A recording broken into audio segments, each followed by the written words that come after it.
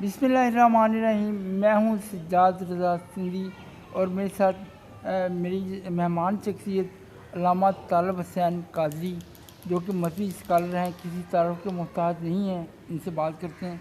अस्सलाम वालेकुम सर। वालेकुम अस्सलाम। जी लामा साहब, कैसे हैं आप? अल्हम्दुलिल्लाह ठीक ठाक। अच्छा लामा साहब, ये है कि आप ये बताएं कि सीरतुल नबी के हवाले से कुछ बयान कीजिए।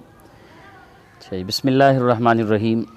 सबसे पहले तो मैं आपका शुक्रिया अदा करना चाहूँगा पाकिस्तान इत्तेहाद मीडिया ग्रुप विहाड़ी की तरफ से हमारे पास आप तशरीफ़ लाए और हमारे मौक़िफ़ को जानने की कोशिश की, और ख़ुसूस बिलख़ुसूस कि नबी पाक सल्लल्लाहु अलैहि वसल्लम की विलादत बासआदत का महीना तशरीफ़ ला रहा है।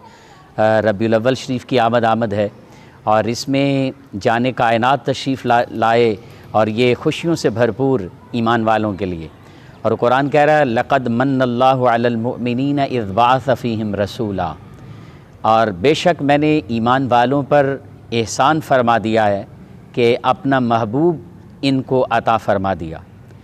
तो अपना महबूब हालांकि कोई नहीं किसी को अता करता, लेकिन अल्लाह ताला ने अपना महबूब भी अता किया और इस पर इस अंदाज़ से एहसान जतलाया कि ऐसे अंदाज से किसी नेमत पर अल्लाह ताला ने एहसान नहीं जतलाया। और यहाँ लक़द मन्ना का लफ्ज़ अल्लाह ताला ने इस्तेमाल फरमाया, और मन्ना यमुन्नु मन्नन ऐसे एहसान को कहा जाता है कि जिस एहसान का बदला ही ना चुकाया जा सकता हो।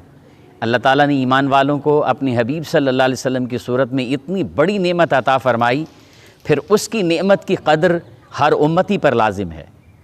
और नबी पाक सल्लल्लाहु अलैहि वसल्लम की मुबारक सूरत और मुबारक सीरत हमारे लिए मशाल राह है कि कुरान ने कहा लक़द काना लकुम फ़ी रसूलिल्लाहि उस्वतुन हसना, तुम्हारे लिए रसूल पाक सल्लल्लाहु अलैहि वसल्लम की ज़िंदगी ही बेहतरीन नमूना है। हुज़ूर अलैहिस्सलाम ने 63 साल हमारे दरमियान ज़िंदगी गुजारी।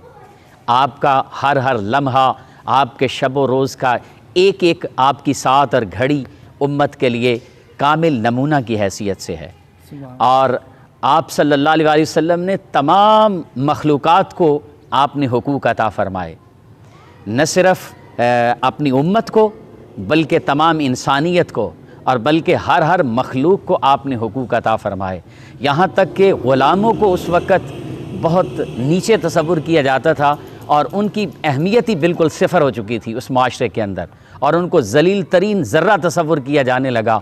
लेकिन नबी पाक सल्लल्लाहु अलैहि वसल्लम आए तो उन्होंने सिर्फ़ गरीबों की बातें ही नहीं की, बल्कि अपने कौल व अमल से उनको ऐसे हुकूक अता फ़रमाए कि हुज़ूर अलैहिस्सलाम ग़ुलामों को भी आसमानों की बुलंदियों पर ले गए।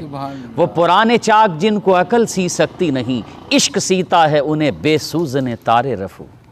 माशाअल्लाह, सुभान अल्लाह। जी लामा साहब बहुत ही प्यारे अंदाज में गुफ्तगू कर रहे थे।